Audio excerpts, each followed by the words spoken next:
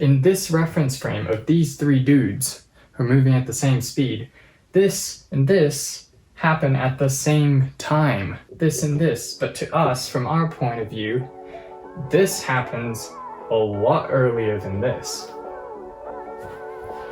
That's mind-boggling. Today's challenge is learning Einstein's relativity. Now, there's two types of relativity that we can learn: special relativity and general relativity. Now, general relativity requires like tensor calculus or something, so we're not going to be doing that today. Now, I have done some research beforehand, and I'm going to share what I found with you. So first up, we have the MIT OpenCourseWare Introduction to Special Relativity. This is a total of 6.5 hours worth. Second, apart from the main course structure that we follow, I'm going to require extra resources and readings, forums that I can just go to answer any questions that I have. And to do that, we are going to open up Genius and search for special relativity. First one, and then scroll down. So we've got a Quora community that we can have access to and a load of textbooks. Now, I'm going to be using Leonard Suskind's Special Relativity and Classical Field Theory because I went through his classical mechanics textbook and it was really easy to understand. So I'll be using this and I'll get it as the Kindle edition. If you didn't know, Leonard Susskind is actually regarded as the father of string theory. And if you want to learn more about string theory, I'll link some great videos in the description. Right before we begin, here's what I already know. I know high school calculus and the pop science theory of special relativity. I'm just going to go over what that is and then we will get started. So pop science is saying that if you have a canister with mirrors on either side, and then you have a laser beam that goes bouncing up and down inside. I'm gonna make that red just to make it like, Star Wars lasers. If you have a laser that bounces up and down inside, then the speed should become faster when you're moving, because let's say it takes 1 second to go from the top to the bottom.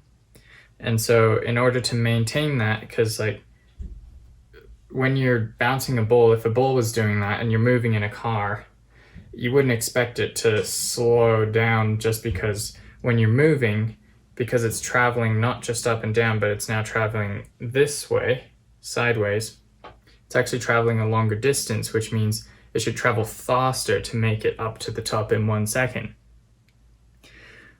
But the thing they found with light is experimentally, it's always the same speed. It never sped up. So the conclusion to that was that time was slowing down in order to get it to maintain the 1 second as it was moving really fast.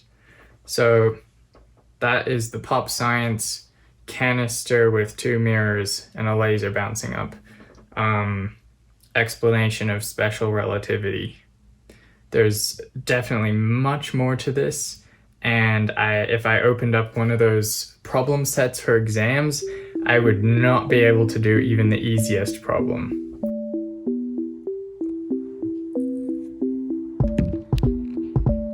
If you watched yesterday's vlog, it has not stopped raining for the last 20 hours.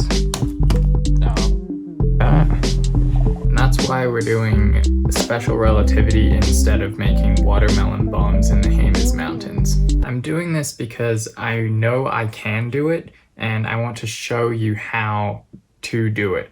If you're in high school and you're wondering how, I want to really learn this, but how am I going to do that and learn it well? So hopefully what I do here is going to help other people learn.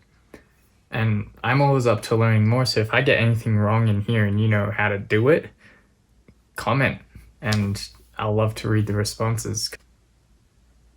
Oh, hey there.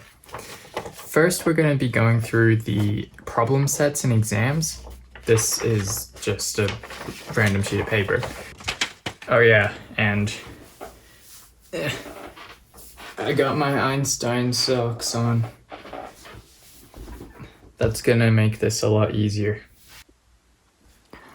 Okay, you know what? Let's just get started and see what happens. Okay, change of plans. The MIT OpenCourseWare requires you to have done electricity and magnetism and like Maxwell's equations beforehand, and I have not done that. So we're going to be doing the theoretical minimum, Leonard Suskind's book, Special Relativity and Classical Field Theory. We're going to be doing chapters 1, 2, and 3, Lorentz transformation, velocities in 4 vectors, and relativistic laws of motion. Then, to test our knowledge, we are going to speed run Brilliant.com's course on special relativity. Here's part 1, the Lorentz transformation. Every single person watching this video will have a reference frame from which they measure the world around them. Like, how far is this pen from me at any given point in time? My nose is always the same distance from me at any given point in time. So that coordinate system is called a reference frame. But not only can we measure spatial coordinates, like at this instance in time where is something, but we can measure at what time and at what spatial coordinate where that thing was, if that makes any sense. So there's actually 4 coordinates. Spatial, which is three dimensions, plus a time coordinate for everything in space. And every object, like Pablo or me, has that reference frame. Pablo's is different to mine because he's not at the same position relative to me. So if I fix an origin as my origin of my reference frame, so if I fix that as the top of my head here, and I'm just going to draw what it looks like to me, I've got a 3-dimensional reference frame, right? And then Pablo, who's over here, if I draw his reference frame onto my reference frame, he's also got a nice little 3-dimensional reference frame happening here. This is his world. He measures everything. But from my world, if I look at his world, it looks like that. Okay, that's reference frames. Now, what do you think would happen? Let's simplify the reference frames down a bit. Let's make it 1 dimension so you can only move left or right. You can't move that way or that way. And we also move through time, so let's make this our space. Move through space in only 2 directions, that way and that way. But we also move through time, so as we're moving right through space, we're moving through time. So that would actually look something like this. I'd be moving that way. That's me. Right? So we both have these coordinate systems happening. But if you think that, let's say Pablo, this is in my reference frame, Pablo is represented by the blue thing here, or just Pablo. Pablo's moving this way. He's following this line like this. He keeps going. If Pablo keeps going, and this is his reference frame, this is my reference frame, this thing is moving with him, so that reference frame is moving with him, moving with him, moving with him. And I'm staying stationary, so I'm just moving through time upwards. I'm not moving through space. It looks like something like this, right? His reference frame from my reference frame will not look like this. It will look something like this from my reference frame. And that's kind of unintuitive, right? Like, how is this space to him, but time? Yeah. And to transform his to mine, use the Lorentz transformation. Now let me show you why Pablo's reference frame looks weird and skewed from my point of view, my reference frame. So let's draw my reference frame here. That's my space axis.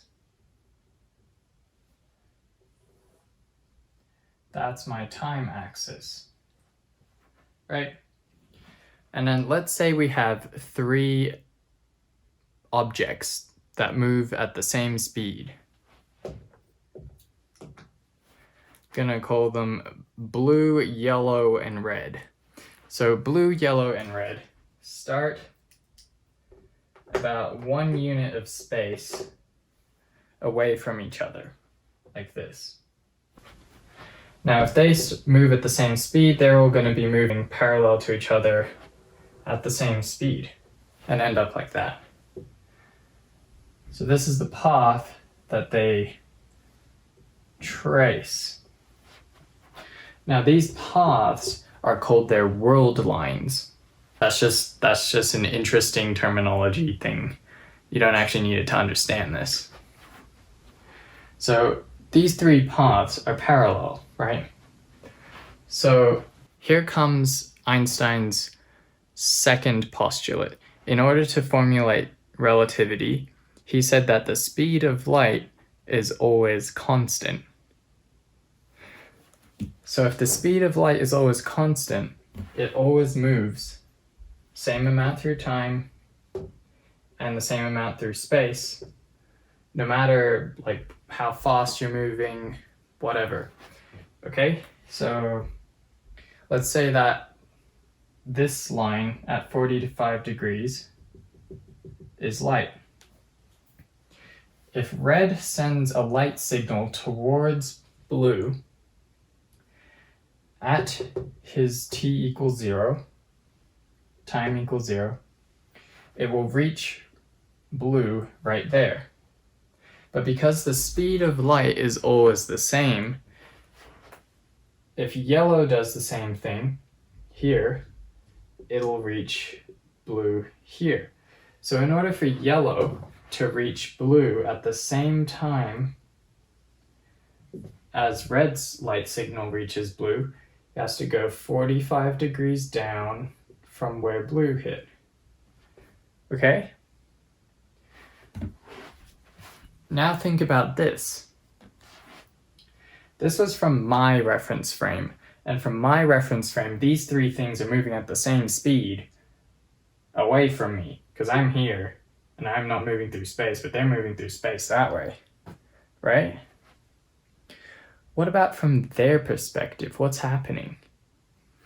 Well, forget about me. From their perspective, nothing's moving.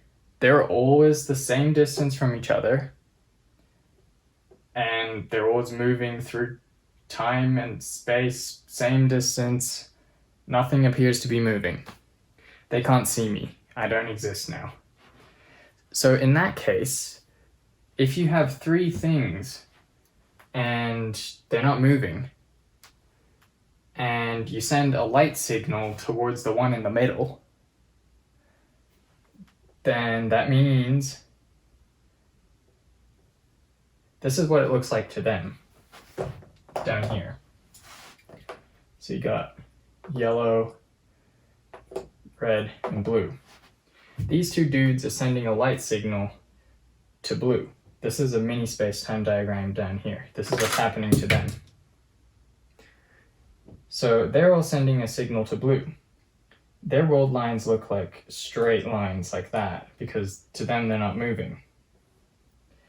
They both send 45 degrees to blue, 45 degrees to blue, and it reaches at that point. They sent it at the same time. That's simultaneous, at the same time. So in this reference frame of these 3 dudes who are moving at the same speed, this and this happen at the same time. this and this, but to us, from our point of view, this happens a lot earlier than this. That's mind-boggling. So, for this velocity at this angle, for red, blue, and yellow, their spaceline is happening something like this. That's what their spaceline looks like, because anything that happens at the same time and at the same point in space must be on this line for us. These are all the same time. But if it happens at the same time for them at this point and this point, then their spaceline must be this line, right? So their time and space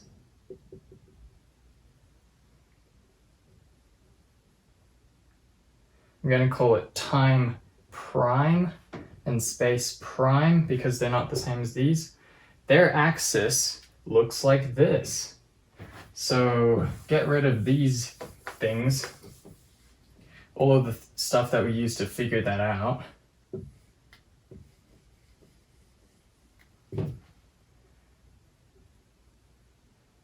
Space prime. Okay, so forget about blue and yellow here. Only have me. I'm here, this axis, that's my reference frame. Red's reference frame is this reference frame. And we just figured out how to figure that out. And if you do that all with numbers, graphically, then you can get the conversion factor to convert this, what's simultaneous in my space, to what's simultaneous in Red's space. Okay, and that conversion factor is called the Lorentz transformation because you're transforming the two spaces. But yeah, that has been chapter 1, Lorentz transformations. Chapter 2, velocities and 4 vectors. 2 out of 3. Let's go. I'm running out of time in the day, but I will get this done. I guarantee I will get this done.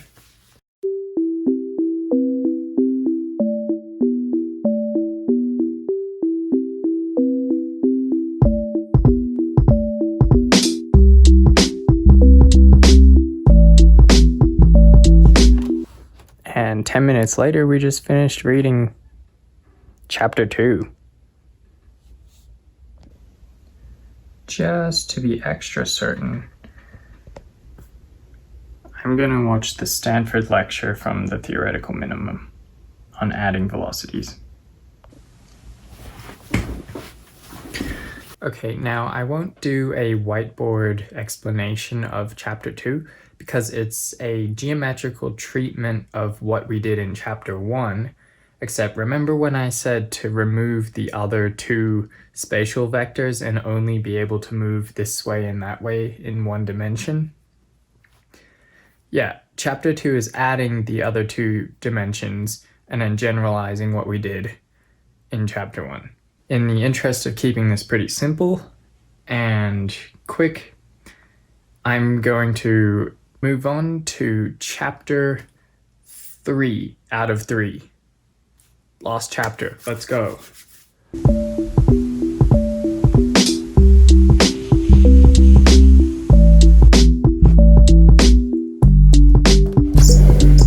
Oh, it's finally stopped raining.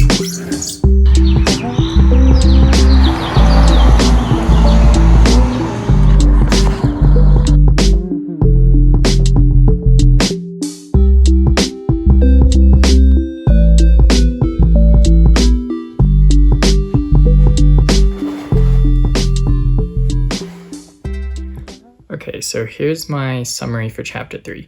Chapter 3 is essentially converting what was the old mechanics, so Newtonian mechanics, into relativistic mechanics. So things like momentum, energy, and the action principle. We convert those to relativistic momentum, action, and energy. Right? So with this, you can actually derive the E equals mc squared equation, which is going to be done in a separate video. So stay tuned for that. And now we're going to move on to speedrunning the Brilliant course. As you can see behind me, the day is getting kind of old. Is that what you say? It's getting dark.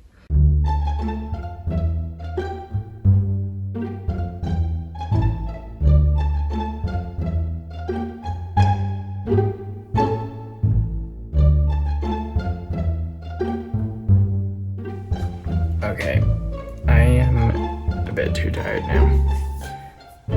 Like, nothing's gone through the brain. But I think we did pretty well. We've gotten most of the questions, not really most of them, but a lot of the questions right. And I understand the basic idea mathematically now, rather than more of a pop science definition. And I've done some problems as well.